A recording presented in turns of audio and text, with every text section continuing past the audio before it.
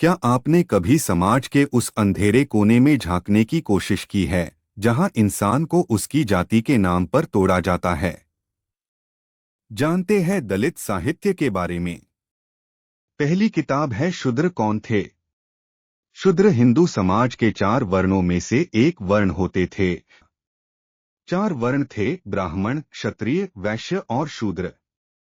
शूद्रों को समाज में निम्नतम वर्ग का माना जाता था। वे मुख्य रूप से सेवक या मजदूर के रूप में काम करते थे और समाज के अन्य 3 वर्णों की सेवा करते थे। प्राचीन समय में शूद्रों के लिए कुछ विशेष अधिकार सीमित थे और उन्हें शास्त्रों और समाज द्वारा खास अधिकार नहीं दिए जाते थे। हालांकि यह स्थिति समय के साथ बदलती रही। जूठन। जूठन सिर्फ एक आत्मकथा नहीं, बल्कि एक चीख है, एक सवाल है, एक क्रांति है। ओम प्रकाश वाल्मीकि जी ने इस आत्मकथा में अपने बचपन के अनुभवों को इतने जीवंत तरीके से प्रस्तुत किया है कि पाठक को हर शब्द एक कटाक्ष की तरह चुभता है। तीसरी है सलाम। ओम प्रकाश वाल्मीकि की सलाम कहानी का कथानक परंपरागत हिंदी कहानी से भिन्न है। इस कहानी की संवेदना दलित वेदना पर आधारित है, जिसमें हिंदू व्यवस्थाओं की जड़ताओं एवं विद्रूपताओं का यथार्थ अंकन करते हुए पात्रों के मानसिक द्वंद्व, संघर्ष, स्वाभिमान एवं आत्मविश्वास को सृजनात्मक रूप दिया गया है। जाति का विनाश। यह सिर्फ एक किताब नहीं, बल्कि भारतीय समाज को आईना दिखाने वाला दस्तावेज है। इसमें अंबेडकर जी ने साफ साफ कहा कि जाति प्रथा को खत्म किए बिना सामाजिक समता संभव नहीं। यह एक तर्कसंगत और विचारोत्तेजक पुस्तक है, जिसमें अंबेडकर जी ने अपने तर्कों को ऐतिहासिक और दार्शनिक संदर्भों से जोड़ा है। मुर्धिया। तुलसीराम जी की आत्मकथा मुर्धिया एक दस्तावेज है, जिसमें उन्होंने अपने जीवन के संघर्षों को कच्चे मगर प्रभावशाली शब्दों में व्यक्त किया है। यह आत्मकथा दलित साहित्य में मील का पत्थर मानी जाती है। मणिकर्णिका। तुलसीराम जी की यह दूसरी आत्मकथा है, जो मुर्दिया की अगली कड़ी है। इसमें उनके संघर्ष का अगला चरण देखने को मिलता है, जो भारतीय समाज की सच्चाइयों को बेनकाब करता है। अपने अपने पिंजरे। इस उपन्यास में पिंजरा सिर्फ लोहे की सलाखों का नहीं, बल्कि समाज की मानसिकता का भी प्रतीक है। इसमें बताया गया है कि कैसे जातिगत पहचान एक व्यक्ति की पूरी जिंदगी को नियंत्रित कर सकती है। इसमें दिखाया गया है कि कैसे जाति एक पिंजरे की तरह इंसान को जकड़े रहती है। दलित साहित्य का सौंदर्य शास्त्र। क्या दलित साहित्य सिर्फ पीड़ा का दस्तावेज है? क्या उसमें कोई सौंदर्य नहीं? इस किताब में यह विस्तार से बताया गया है कि दलित साहित्य में सौंदर्य बोध कैसे काम करता है और यह मुख्यधारा के साहित्य से किस प्रकार अलग है। भीमराव अंबेडकर एक जीवनी। अगर आपको लगता है कि आप डॉक्टर अंबेडकर के बारे में सब कुछ जानते हैं, तो यह किताब आपकी सोच को चुनौती देगी।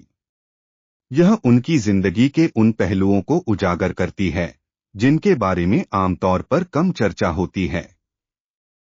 सच्ची रामायण।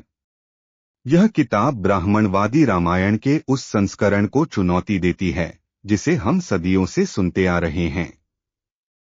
यह न सिर्फ धार्मिक ग्रंथों की पुनर्व्याख्या करती है, बल्कि यह भी दिखाती है कि इतिहास को किस तरह से मनमाने तरीके से लिखा गया। शिकंजे का दर्द। इस उपन्यास में दलित महिलाओं के संघर्षों की गाथा है।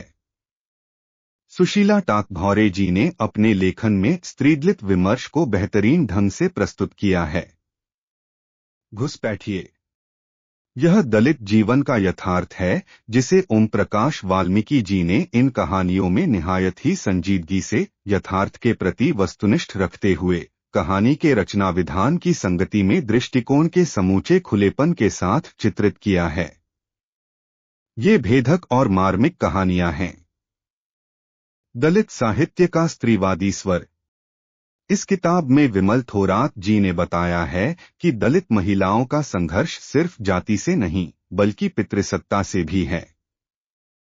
अगर आप जानना चाहते हैं कि दलित स्त्रीवाद मुख्यधारा के नारीवाद से कैसे अलग है, तो यह किताब आपके लिए है।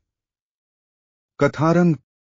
इसमें दलित जीवन पर आधारित लघुकथाएं हैं जो समाज के कई कटु सत्यों से परिचित कराती हैं।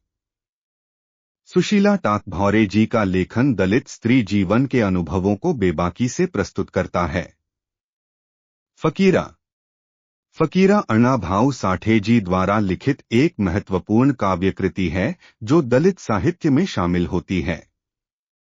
इस काव्य में अण्णा भाऊ साठे जी ने समाज के निम्न वर्ग के संघर्ष, उत्पीड़न और उनके आत्मसम्मान की यात्रा को बहुत ही प्रभावशाली ढंग से प्रस्तुत किया है। फकीरा में दलित समाज के दर्द, उनके अधिकारों की बात और उनकी अस्मिता की रक्षा के लिए संघर्ष को मुख्य रूप से दर्शाया गया है। यह साहित्य दलित समाज के लिए एक प्रेरणा स्रोत के रूप में कार्य करता है। सफाई देवता। ओम प्रकाश वाल्मीकि जी की सफाई देवता दलित समुदाय के भीतर भी सफाई कर्मचारियों की उपेक्षा और उनके अमानवीय जीवन स्थितियों को उजागर करती है। यह पुस्तक उन लोगों के दर्द और संघर्षों को बयान करती है जो समाज के लिए सबसे जरूरी काम करते हैं, लेकिन बदले में तिरस्कार और शोषण का शिकार होते हैं। दलित साहित्य अनुभव, संघर्ष और यथार्थ। इस पुस्तक में दलित साहित्य की विचारधारा और उसकी सामाजिक पृष्ठभूमि को समझने का प्रयास किया गया है। यह उन लोगों के लिए जरूरी किताब है जो दलित साहित्य को गंभीरता से समझना चाहते हैं। अगली किताब है 100 दलित आत्मकथाएं। इस किताब में 100 से अधिक आत्मकथाओं का संकलन है जो दलित जीवन के विभिन्न पहलुओं को उजागर करती हैं। यह एक महत्वपूर्ण ऐतिहासिक दस्तावेज की तरह है। ये 17 किताबें सिर्फ पढ़ने के लिए नहीं हैं, बल्कि ये हमारे समाज के उन हिस्सों को समझने के लिए अनिवार्य हैं जिनकी कहानियां अक्सर अनकही रह जाती हैं।